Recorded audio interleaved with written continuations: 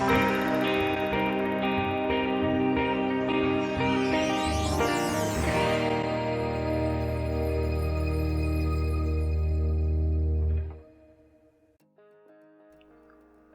chicos, ¿cómo están? Bienvenidos a otro episodio de Novels and Novels Talk, el espacio donde conversaremos sin mucho protocolo y edición sobre temas relacionados con el mundo del anime, el manga y las novelas.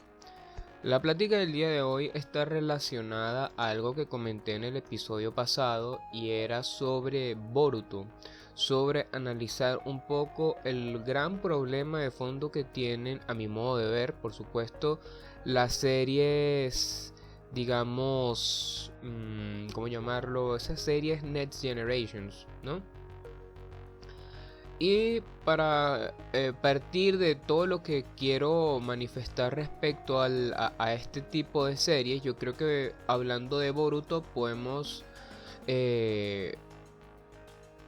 tocar todos los temas o todos los puntos que me interesan, y lo que se menciona en Boruto creo que de alguna forma puede permear con muchas de estas series que plantean una secuela en plan siguiente generación, ¿ok?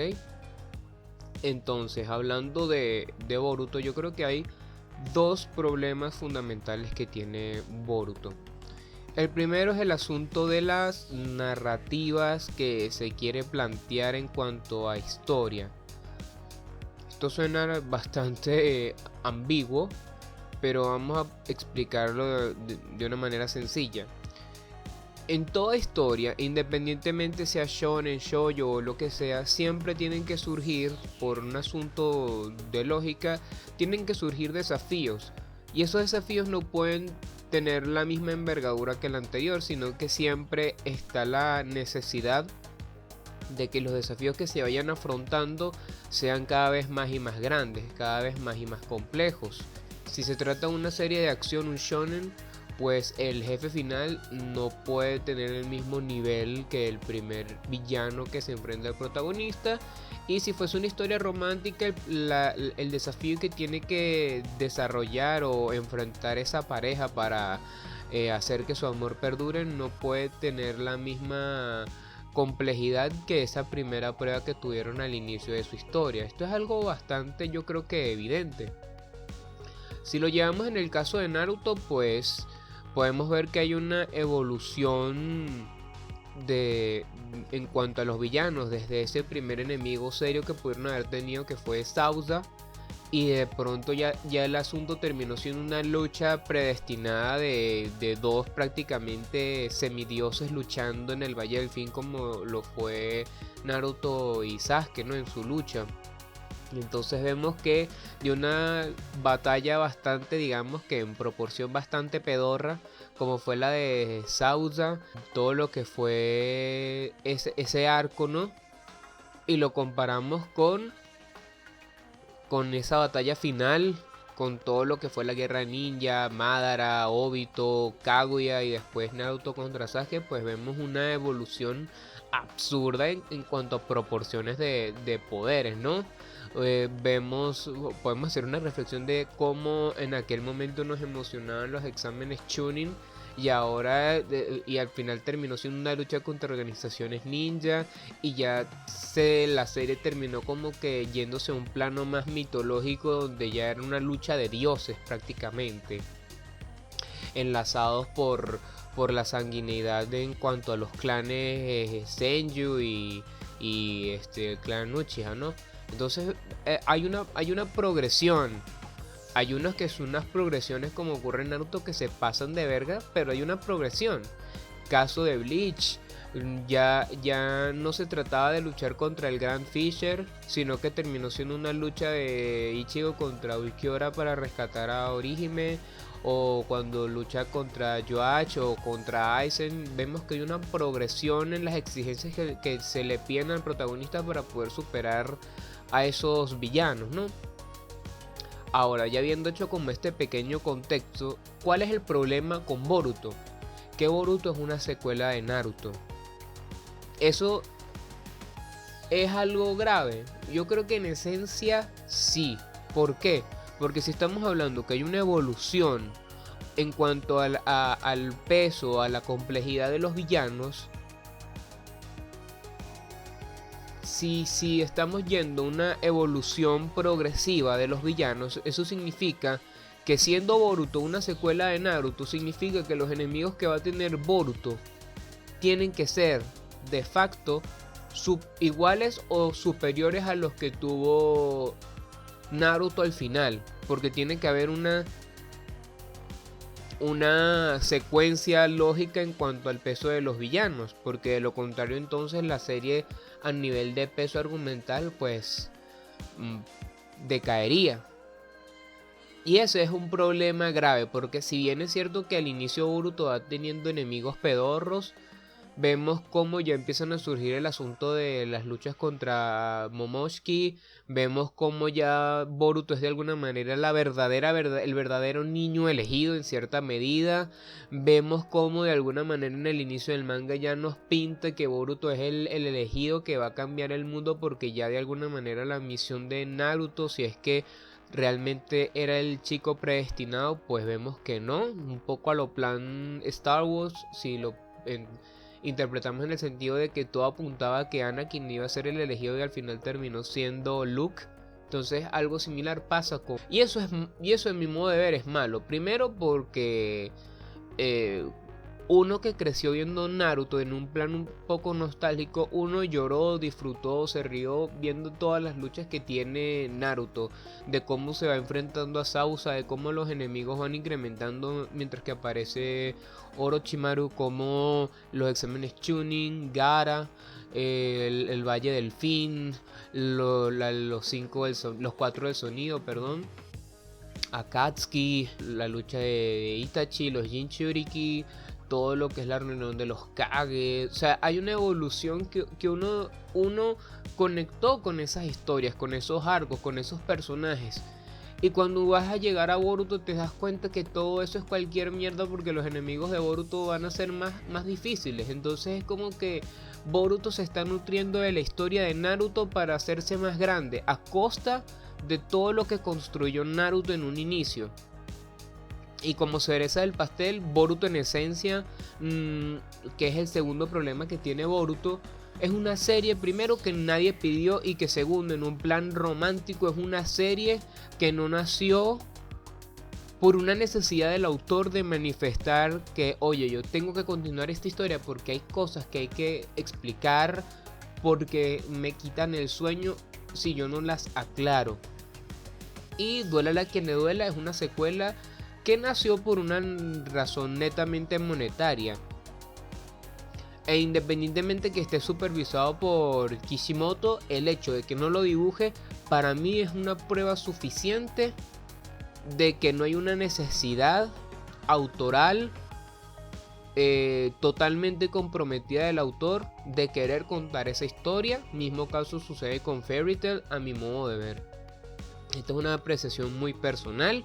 Entiendo que hay otras circunstancias ajenas que desconozco, pero desde esta mirada muy subjetiva y digamos que carente de muchas informaciones que pudieran enriquecer este juicio que estoy haciendo, en esta mirada me parece que Boruto es una serie que es como un parásito que a costa de nutrirse del imaginario de Naruto, a costa de hacer ver como cualquier mierda lo que uno vivió en el manga, en esos 700 capítulos de manga, Boruto te los va a hacer ver como que todo eso fue cualquier pendejada, porque las dificultades que va a tener Boruto van a ser mayores, al punto en que según todo parece ser que ni Naruto ni Sasuke van a poder realmente ser las figuras protagonistas en el desenlace que tenga Boruto. Y eso a mi modo de ver es malo. Es totalmente malo. Es como si por ejemplo uno estuviese viendo el manga de, no sé, de Captain Tsubasa, y luego de los 300.000 años que uno ha visto el manga con Tsubasa, inspirándose en él, disfrutando los arcos, independientemente haya uno bueno, uno malo o como sea, y de repente te digan que todo eso simplemente fue la antesala para contar la verdadera historia súper épica que va a ser la historia de su hijo. Y es como que, oye, ¿cuál es el chiste entonces de todo lo que me mostraste antes? Entonces, ¿cómo se pudiera solventar eso?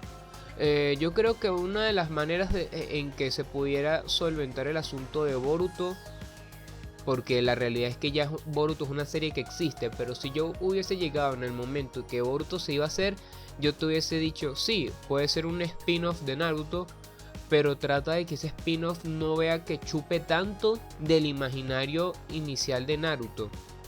Entonces yo apelaría a un spin-off un poco más en plan como lo que hace la franquicia de Yu-Gi-Oh! Que se nutren del mismo principio, que es jugar con las cartas, pero las series no chupan del imaginario predecesor. Y cuando chupan es para algo muy puntual, pero no hay una dependencia. Cada una de las series se vuelve más independiente que la otra, con ciertas excepciones. Ni siquiera Yu-Gi-Oh! GX, que pudiera ser como la secuela más directa, se nutre o chupa tanto el imaginario de la primera serie. Entonces eso hace que cada serie, a pesar de que son spin-off, que parten del mismo concepto, hacen que cada serie tenga su propia voz. Pero en el caso de Boruto, Boruto no tiene su propia voz, porque es que está nutriéndose de los grandes éxitos, digamos, de Naruto, para poder Boruto hacerse más grande. Es como si fuese la banda tributo de otra banda. Así yo lo interpreto, y eso es algo que no comparto.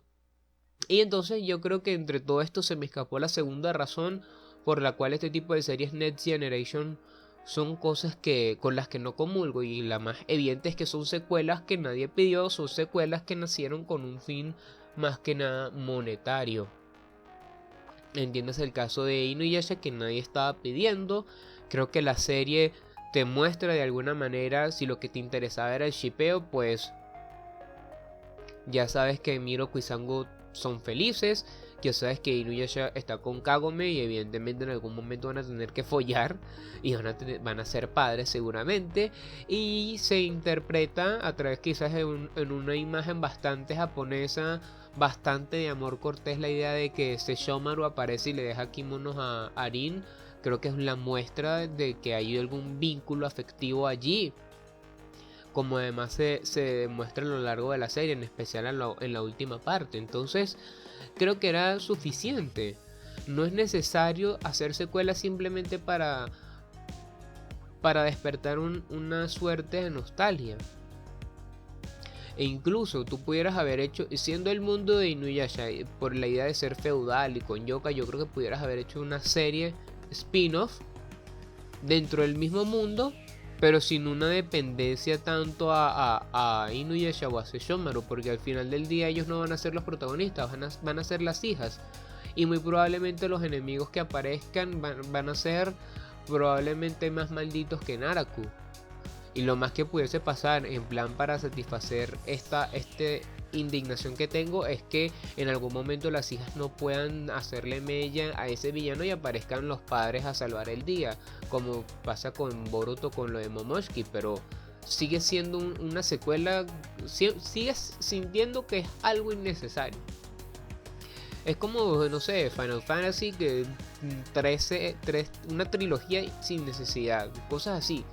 No porque sea rentable deberías hacerlo. Yo creo que evidentemente llega un momento en el que hay que entender que esto es un negocio, y que hay un punto en el que el dinero hace que se corrompe. El dinero corrompe. Y a veces ese dinero corrompe tanto que ya se deja de lado una necesidad artística, una necesidad autoral, y simplemente te doy tanto dinero, sigue exprimiendo esto. El problema está que hay veces que tú no sabes cuándo dejar de exprimir, y pueden suceder aberraciones como los que ocurre con Dragon Ball. Así que bueno, eso era lo que yo quería comentar en cuanto a Boruto, y podemos ver entonces que muchas de estas reflexiones funcionan con varias secuelas de todas estas series.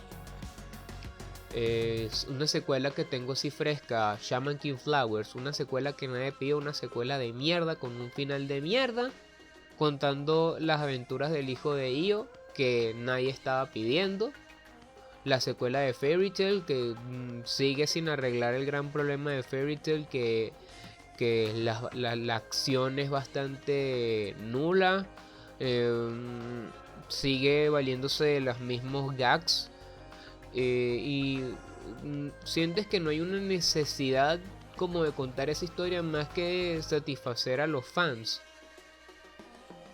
Y yo creo que eso a veces es un problema, porque esta es otra reflexión que se me acaba de asomar. Y es que tú como autor tienes que tener mano dura. Y es bastante cagada que esté opinando de esto cuando yo no soy una figura de renombre, ni mucho menos.